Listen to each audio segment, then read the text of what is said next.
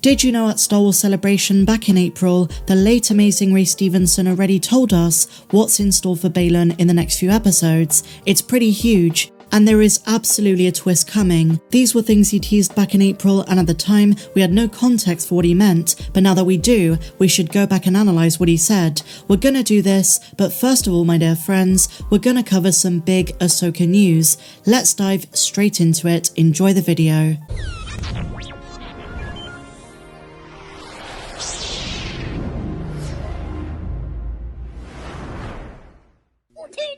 Everyone is going crazy for Ahsoka at the moment, and there is no doubt episode 4 was a truly special moment for the fandom. I had a lot of fun breaking it down in my last video, but today we have a few things to talk about. The next episode, episode 5, is expected to be the most significant of the season.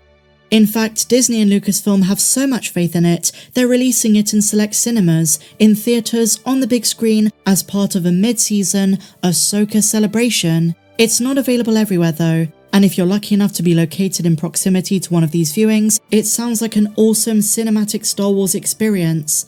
And given what we know is going to be in the next episode, presumably more Anakin, and from what we've heard from Bespin Bulletin and others, some more surprises too, who would want to miss the experience on the big screen to see some of these fan favourite characters? They usually wait a day or two, but they've had no problem dishing out spoilers from day one. This is a poster to remember, and we've still got 4 episodes left. Considering the drought of live-action content following Ahsoka due to the strikes and projects being pushed back, I'm drinking up every moment of the hype for this show and the content that delivers by some very, very talented creatives. What a time to be a fan, truly. We're gonna look back and say, this was one of the highlights of the Disney Plus Star Wars era so far. What a time to be a fan.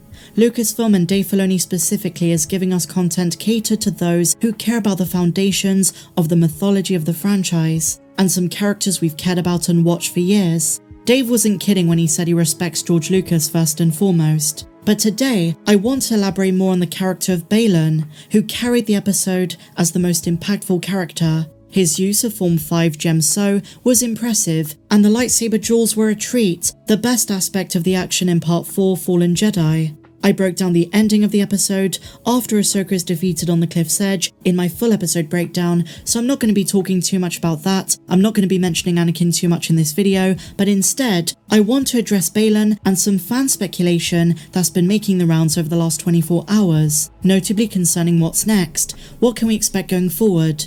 Not just for Hera Syndulla and Jason, who presumably are going to make an attempt to save our main duo, but also for our villains, who along with Sabine Wren now, are headed for Peridia. She's desperate to see Ezra again.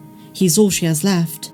But in Part 4, Morgan Elsbeth mentions the risk of if things go wrong, they could wind up in the unknown outer reaches of space, and basically if this happens, they're buggered. The jump to hyperspace with the Eye of Sion was extremely powerful and destroyed some X-Wings along the way, as Hera Syndulla, as Phoenix leader along with the New Republic squad, approached Cetos.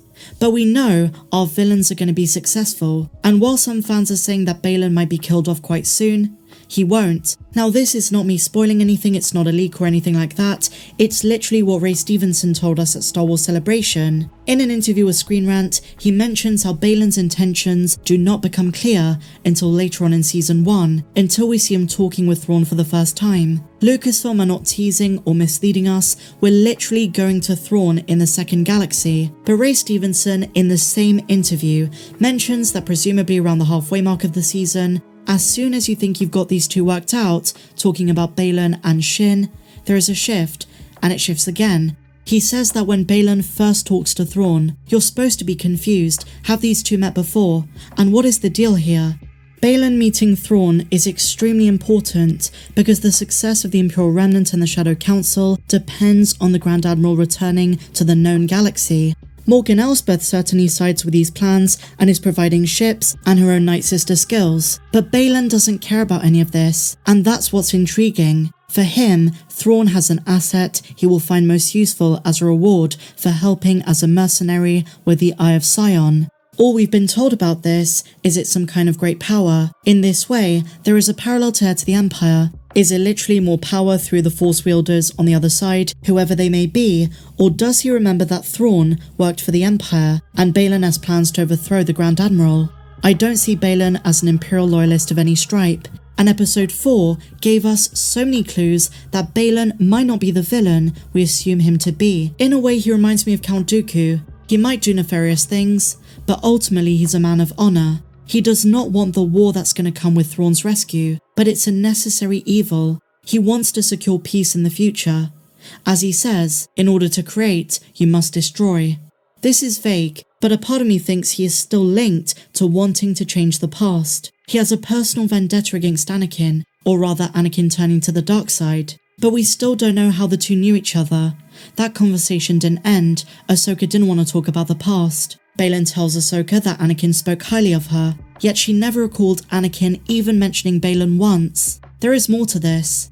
And there is more to Baylan's frustration with the Jedi Order. He mentions that he lost faith. There are some passive-aggressive quips that are going to come back to be very important near the end. I've shared my various theories on this. Possibly he wants to go back in time through a portal and stop Palpatine and Vader becoming the Empire. It could also explain why Cetos was linked to Ahsoka going to the world between worlds when she falls into the ocean. The mystery surrounding the nature of her death and now waking up in the world between worlds is still to be answered, but I wouldn't write off Baylan so soon, and I definitely wouldn't say that we've got him all figured out.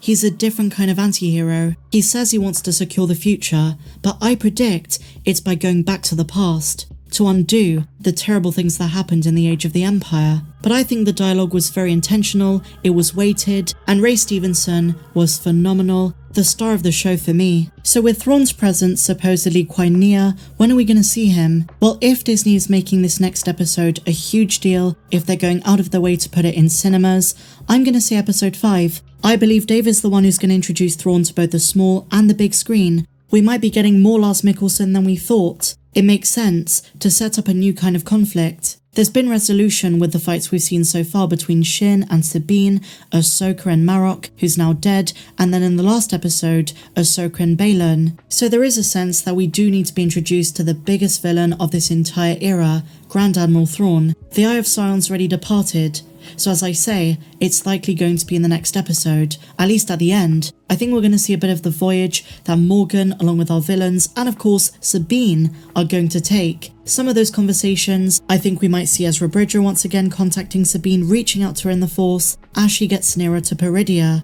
All the while, I also theorize we're going to get tons of Ahsoka in the world between worlds, conversing with this iteration of Anakin. Go watch my full episode breakdown for my thoughts on how he's appearing to her. And I don't think it's a Force ghost.